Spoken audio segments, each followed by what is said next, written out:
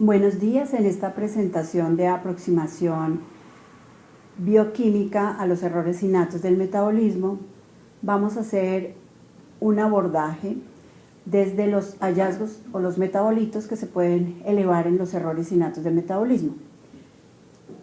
Con esta presentación queremos que ustedes puedan hacer un abordaje al paciente con los exámenes o los reportes que tenemos, más la clínica que ya nos han explicado en las charlas previas.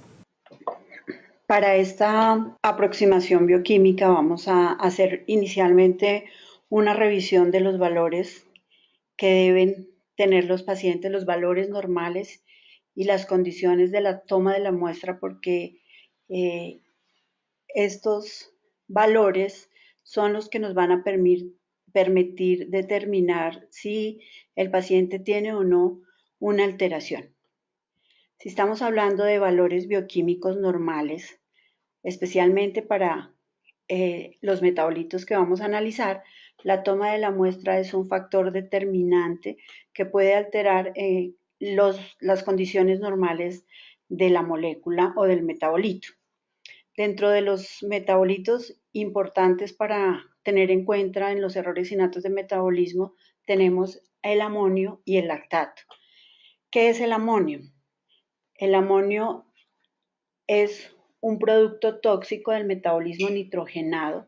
Su acumulación en sangre y sistema nervioso central es uno de los mecanismos de los síntomas clínicos de encefalopatía y hepatopatía. Como es un marcador tan importante, el valor que determinemos si es patológico o no va a ser crítico. Por eso la toma de la muestra es muy importante. ¿Qué se debe tener en cuenta para el amonio? No se debe usar torniquete. La medición se hace en plasma y no en sangre total. ¿En dónde se toma la muestra? En un tubo con EDTA. Esa muestra que se toma debe ser centrifugada en los siguientes 15 minutos a la toma, ya que una vez tomada la muestra, si no es procesada, hay un aumento del amonio en sangre que es de 0.017 micromoles por litro por minuto si estamos a una temperatura de 25 grados. Si el amonio no se va a procesar, como sucede en la mayoría de las instituciones que no cuentan con la forma de procesarla, esta debe ser congelado a menos 70 grados. Entonces, importante, en resumen, no torniquete, es muy importante centrifugar la muestra, el tiempo en que se demore el procesamiento, y si no lo procesamos rápidamente, debe ser congelado. Vamos a ver qué pasa con el lactato. El lactato también tiene unas condiciones parecidas al amonio. El tubo en donde se debe tomar es un tubo con oxalato de potasio, que es tubo de tapa gris. No se debe utilizar torniquete tampoco. Es importante que se pueden modificar los valores si el paciente ha realizado ejercicio previamente. Pues no debe haber realizado ejercicio en este momento para estas patologías. En general estamos hablando de condiciones que se manifiestan muy temprano en el periodo neonatal, entonces tal vez este no va a ser uno de los puntos a tener en cuenta. Sin embargo, la muestra, igual que para el amonio, hay que centrifugarla, separarla y congelarla inmediatamente después que se toma. Se debe refrigerar de 2 a 8 grados centígrados si lo voy a procesar en las siguientes 2 horas. Si no lo voy a procesar en las siguientes 2 horas, debo congelarlo a menos 20 y es estable por 6 días. Entonces, tanto para el amonio como para el lactato, debemos tener presente que no se puede usar torniquete, la muestra se debe procesar rápidamente, el tubo en el que se toma es un tubo especial y que si no se va a procesar se debe congelar. Ahora sí vamos a ver, tomando nuestra muestra en condiciones ideales, cuáles son los valores normales y cuáles no. El nivel de amonio lo utilizamos en la práctica clínica para el diagnóstico, monitorización y pronóstico de enfermedades relacionadas con hiperamonemia. Por tanto, es necesario conocer los valores normales que también se pueden modificar por condiciones fisiológicas como la edad y que debemos tener en cuenta. Entonces, un recién nacido puede tener valores de amonio de 4 a 8 veces más alto que en el periodo que no es neonatal, y desde el mes de vida hasta los 3 años los valores inclusive pueden estar 2 o 3 veces más altos, entonces eso hay que tener en cuenta. Algunos fármacos como barbitúricos, acetozolamida y diuréticos también van a elevar el nivel de amonio. Ya habíamos mencionado que el uso de torniquete y todas las condiciones ideales a las que se debe tomar. Los valores de amonio en un recién nacido sano a término deben ser de 110 micromoles por litro. En un niño recién nacido enfermo, los valores pueden ser hasta de 180 micromoles por litro y debo sospechar un error innato del metabolismo más de 200 micromoles por litro. Después del periodo neonatal, un niño sano debe tener valores entre 50 y 80 micromoles por litro y sospechamos los errores innatos de metabolismo en más de 100 micromoles por litro. Como se dan cuenta o se fijan, las unidades también son importantes. No todos los laboratorios me van a reportar en micromoles por litro, entonces debo tener en cuenta las unidades. Acá hay una fórmula en que para poder obtener este valor de micromol por litro, si a mí me lo expresan en microgramos por decilitro, este valor lo multiplico por 0,59, voy a tener el equivalente que me va a permitir comparar con los diferentes valores según la edad del paciente si el amonio de mi paciente está normal o no está normal. El anion gap. El anion gap es la brecha aniónica y esta es la diferencia entre los cationes y los aniones medidos en suero. Se puede medir en suero, en plasma o en orina. Y esta brecha aniónica es utilizada en medicina para identificar las causas de acidosis metabólica. ¿Cómo se determina el anion gap? Entonces el anion gap pues, es la suma de los aniones, la suma de los aniones o la suma de los cationes, a eso le restamos los aniones. Entonces el sodio más el potasio menos el cloro más el bicarbonato me debe dar un valor normal de 16 miliequivalentes. Puedo tener una fórmula un poco más simplificada en la que no se suma el potasio, se tiene en cuenta el catión principal que es el sodio y al sodio se le resta la suma del cloro más el bicarbonato. Y este valor normal está entre 12 y 16 miliequivalentes por litro, que puede estar entre 8 y 16, pero es muy importante porque este me va a permitir definir si el paciente tiene una acidosis metabólica o no. Y el lactato se produce a partir del ácido pirúvico a través de una conversión por la enzima que es la lactato deshidrogenasa en un proceso de fermentación. Este se produce continuamente en el metabolismo y sobre todo durante el ejercicio, pero no aumenta la concentración hasta que el índice de producción no supera el de la eliminación. Depende de varios factores el lactato, como son los transportadores monocarboxílicos, la concentración de la deshidrogenasa láctica y la capacidad oxidativa del tejido. Los niveles de lactato, como vimos, también se pueden modificar por las condiciones de la toma de la muestra, entonces nuevamente no torniquete, en un tubo especial, se debe procesar inmediatamente y si no, se debe congelar, si no lo puedo procesar. ¿Cuál es el valor normal? Entonces el valor normal en sangre es de menos de 2.1 milimol por litro, que equivale a 19 miligramos por decilitro, y en líquido cefalorraquídeo menos de 1.8 milimoles por litro, que equivale a menos de 16 miligramos por decilitro. También igual tengo una fórmula que me permite convertir los miligramos por decilitro a milimoles si multiplico el valor de miligramo por decilitro por 0.11, que también va a ser útil para poder comparar si los valores que tenemos están dentro de rangos normales o no. Habiendo visto esto de los valores bioquímicos normales y las condiciones ideales de la prueba, ya podemos hablar de esos metabolitos alterados, a qué enfermedad metabólica es a la que me pueden orientar.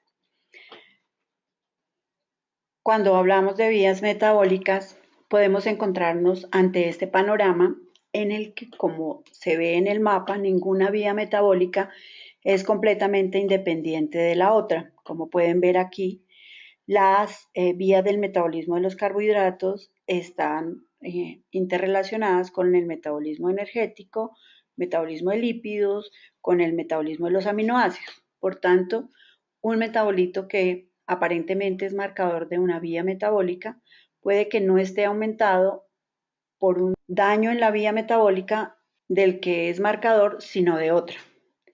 Este mapa que les traigo es simplemente para que ustedes vean que la visión general de lo que son las vías metabólicas y lo complejo que es. Por lo tanto, es muy importante tener claros ciertos conceptos que vamos a ver acá que nos permiten un poquito ubicarnos en dónde puede estar, cuál puede ser nuestra vía metabólica alterada. En general, los tres grandes grupos de sustancias que nuestro organismo va a metabolizar, que proviene de la ingesta de los alimentos, son las proteínas, los azúcares y las grasas. Las proteínas pueden ser de ingesta exógena, pero también se pueden producir aminoácidos a nivel endógeno, que hay que tener en cuenta en ciertas patologías y en ciertas condiciones como los ayunos prolongados. En esta diapositiva ustedes pueden ver de una forma un poco más sencilla cómo el metabolismo de proteínas se interrelaciona con el metabolismo de los carbohidratos y a su vez el de los carbohidratos con el metabolismo de las grasas. Bueno, entonces vamos a empezar a hablar de las proteínas. Las proteínas son una cadena de aminoácidos. Hay que tener en cuenta, y va a ser importante para entender la fisiopatología, la estructura de los aminoácidos. Todos los aminoácidos pues tienen un radical que es el que va a permitir definirlo dentro de un grupo específico, un aminoácido específico, un esqueleto nitrogenado y un esqueleto carboxilo. El metabolismo de la degradación en el organismo de los aminoácidos del esqueleto nitrogenado es el que me va a producir el amonio que va a ser excretado en el organismo a través del ciclo de la urea. El metabolismo de la parte carboxílica me va a formar los ácidos dicarboxílicos que van a ser convertidos en ácidos orgánicos y sería lo que en otras vías metabólicas me pueden producir acidemias orgánicas. En resumen, el metabolismo de los aminoácidos va a producir la degradación, el amonio me produce ácidos orgánicos, pero también puede tener alteraciones a nivel enzimático del aminoácido en la conversión del aminoácido cuando ingresa al organismo en las primeras rutas metabólicas. Estas tres sustancias, amonio, ácidos orgánicos y aminoácidos, cuando están alteradas me pueden dar, por tanto, una hiperamonemia o una acidosis metabólica. Entonces vamos a hablar de la hiperamonemia. La hiperamonemia o el amonio es un marcador muy importante de una enfermedad o de algunas enfermedades metabólicas. Sin embargo, es una sustancia que se puede elevar por condiciones de la toma, como ya vimos, pero también en los recién nacidos puede producir una hiperamonemia transitoria, especialmente en los niños prematuros, puede elevarse en condiciones patológicas en las que hay falla hepática o en condiciones en las que hay otros cuadros más complejos hepáticos como el síndrome de Reye idiopático. Puede haber una elevación paradójica también del amonio. Sin embargo, si ya estamos hablando de una hiperamonemia, teniendo en cuenta que la toma fue adecuada, descartamos todas estas condiciones en las que puede aumentarse el amonio y nuestro paciente realmente tiene una hiperamonemia, según la edad y según su condición clínica, debemos evaluar si el paciente tiene asociado cetoacidosis o no. Si el paciente tiene una cetoacidosis, es importante medir el lactato porque puede tener una acidosis láctica y pues todo lo que son los defectos mitocondriales me pueden producir este cuadro. Si el paciente tiene cetoacidosis, hiperamonemia y no tiene el lactato elevado, es normal, debemos considerar que tenga una acidemia orgánica y tenemos pues las diferentes acidemias orgánicas. Sin embargo, el paciente con hiperamonemia sin cetoacidosis, también tengo que considerar si el paciente está hipoglicémico o no. Si tiene hipoglicemia, debo considerar defecto de oxidación de ácidos grasos o el síndrome de HH. Si el paciente no tiene cetoacidosis, pero tiene una hiperamonemia, ya descarté todas estas alteraciones de otros metabolitos, entonces debo considerar que posiblemente el paciente tenga un defecto del ciclo de la urea. El amonio, dijimos, es una sustancia que se degrada en el ciclo de la urea, se degrada el organismo en el ciclo de la urea, por tanto es un marcador principal del ciclo de la urea. Quería mostrarles esta visión porque, como dijimos, los metabolitos no son independientes, las vías metabólicas no son independientes y la elevación de un metabolito puede ser de cualquier vía metabólica para que veamos que es real. Puede haber hiperamonemia en acidosis láctica, enfermedades mitocondriales, acidemias orgánicas, defectos de oxidación de ácidos grasos. En este caso, pues nuestro marcador importante, y siempre debemos tener en cuenta que una elevación de amonio, una hiperamonemia, me debe hacer pensar en un defecto de ciclo de la urea si lo demás es negativo. Entonces vamos a mirar qué es el ciclo de la urea y qué hace en el organismo. En el ciclo de la urea se excreta el 80% del nitrógeno del organismo, con la formación de la urea que posteriormente es filtrada en el riñón y eliminada en la orina. El ciclo tiene dos pasos, uno que es intramitocondrial y otro que es citoplasmático. Entonces, los dos primeros pasos suceden en la mitocondria, en las que el amonio se convierte en carbamilfosfato por medio de la enzima carbamilfosfato sintetasa. Posteriormente, la carbamilfosfato sintetasa, a esta se le transfiere el carbamil del fosfato a la ornitina para formar la citrulina. Posteriormente, la citrulina, por una enzima que es la arginosuccinato liasa, que utiliza ATP, forma la arginosuccinato, que por la enzima, por la sintetasa, se convierte en arginina y pues de la arginina se forma la urea. El ciclo tiene 5 enzimas, una enzima alterna que también ayuda a que se forme del amonio al carbamilfosfato porque le dona a los grupos es el N-acetilglutamato, el ATP y el bicarbonato. Entonces ese N-acetilglutamato pues viene de la conversión de acetil-CoA por la enzima N-acetilglutamato sintetasa. En conclusión, cuando hay un defecto del ciclo de la urea puedo tener alteración en una de las 5 enzimas que son NACS, CPS, OTC, AS, AL y la arginasa. Cuando el paciente tiene una hiperamonemia severa, debo considerar un defecto del ciclo de la urea. Sin embargo, el paciente también puede tener una hiperamonemia severa y tener una acidosis, una acidemia orgánica. Entonces, ¿qué me debe hacer pensar en que el paciente puede tener un defecto del ciclo de la urea con la hiperamonemia?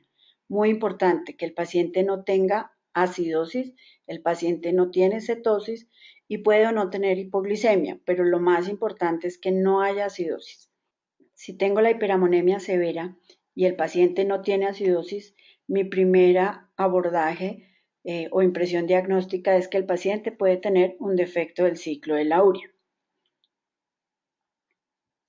Si el paciente lo que tiene es una acidosis metabólica y con síntomas pues, de acidosis metabólica que son síntomas neurológicos, un compromiso severo, inapetencia, dolor abdominal, náuseas, dificultad respiratoria, pues esa acidosis metabólica puede ser por una elevación de los ácidos orgánicos o por una elevación del lactato.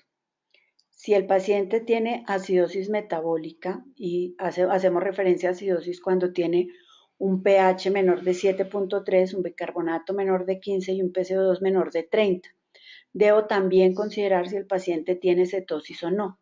Si el paciente tiene cetosis y tiene hiperglicemia, debo considerar que el paciente tiene una acidemia orgánica, especialmente de los aminoácidos de cadena ramificada, o sea, leucina, valina, isoleucina, y las acidemias podría ser una isovalérica, una propiónica o una metilmalónica. Pero el paciente puede estar acidótico, puede estar con cetosis y con hiperglicemia y un amonio normal. Debo considerar que puede tener una diabetes, un defecto de la cetólisis o una acidosis láctica congénita. Si el paciente tiene una acidosis, cetosis positiva, pero glicemia normal, debo evaluar si tiene el lactato alto y aquí debo considerar y descartar los defectos mitocondriales.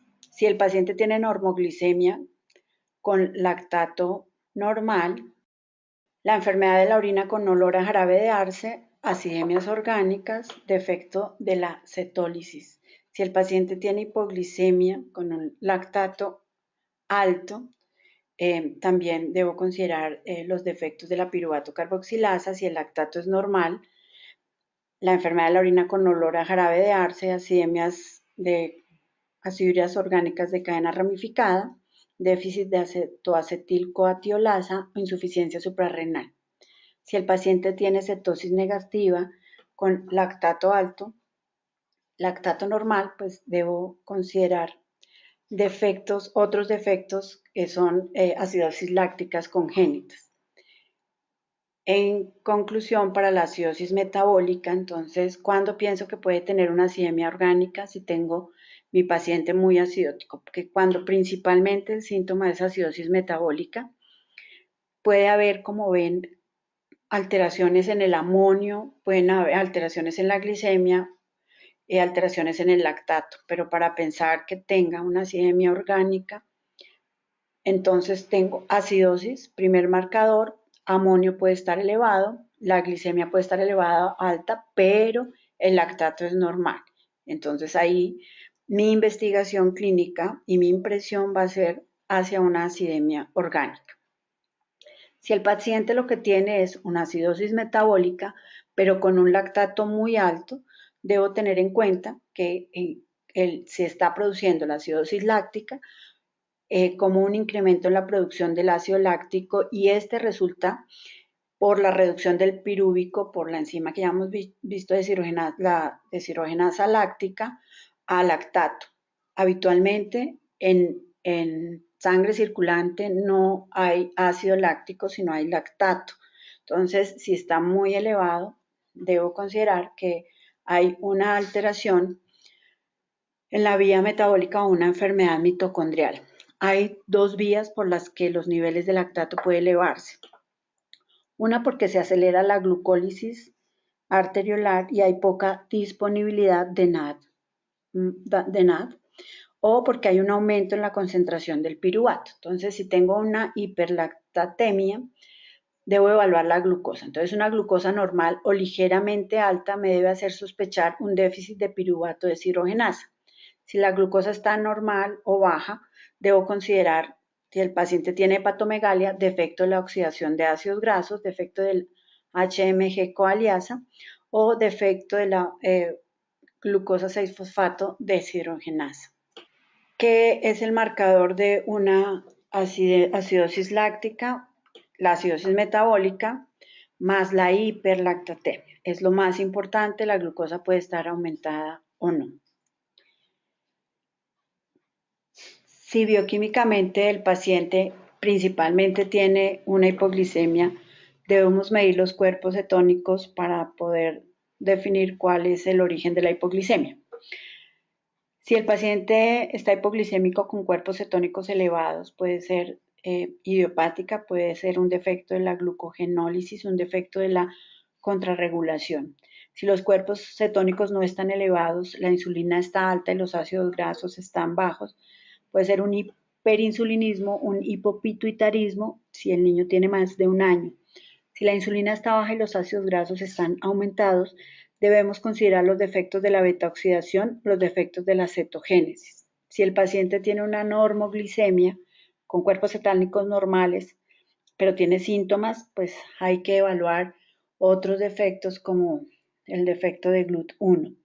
Con glicemia normal o leve hiperglicemia y cuerpos cetónicos aumentados, defectos de la cetólisis. Nuestro marcador principal en este paciente va a ser la hipoglicemia y los cuerpos cetónicos. El paciente no va a tener para defectos de beta-oxidación, principalmente no va a tener acidosis ni hiperamonemia. Si él tiene hiperamonemia acidosis, pues debemos considerar, como ya habíamos visto, las otras patologías.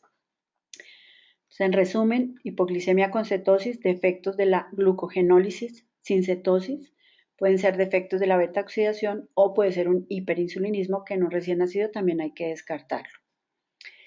En resumen, es muy importante para el abordaje de los niños con sospecha de errores innatos de metabolismo, la clínica y también los hallazgos bioquímicos, ya que esto nos puede ayudar a diferenciar cuál puede ser la ruta metabólica comprometida. Es importantísimo recoger las muestras en el momento agudo, ya que se aportan una información más verdadera. No se debe posponer la recolección de las muestras para cuando el niño ya esté estable, porque puede que no logremos definir cuál es su alteración metabólica. Idealmente se deben recoger muestras en ayunas si esto no produce ningún riesgo metabólico para el niño. Si las muestras no van a ser enviadas, deben congelarse para poder procesarse adecuadamente. Para la hiperamonemia es muy importante determinar el amonio en condiciones ideales, como ya lo hablamos. Y las hipoglicemias pues deben estudiarse en los pacientes siempre, ya que pueden llevar a lesiones neurológicas permanentes. El abordaje bioquímico es complejo, igual que el abordaje clínico de los pacientes con enfermedades metabólicas. Sin embargo, si podemos definir cuál es el metabolito principalmente afectado, podremos hacer una aproximación clínica del compromiso o la vía metabólica. Entonces, acidosis metabólica principalmente, o descartar acidemias orgánicas, siempre y cuando el lactato no esté elevado. En las acidemias orgánicas puede haber hiperamonemia. Hiperamonemia principalmente sin acidosis metabólica, defectos del ciclo de la urea. Acidosis láctica, su principal marcador es el lactato, entonces este va a ser nuestro metabolito, y para la hipoglicemia siempre debemos medir los cuerpos cetónicos. Muchas gracias. Espero que esta presentación les pueda orientar un poco para el abordaje de los pacientes con las enfermedades metabólicas y con todas las demás presentaciones que han tenido esta mañana y que van a tener en el transcurso del día. Este es mi correo de contacto. Quedo a la disposición de ustedes para cualquier cosa que sea necesaria. Gracias.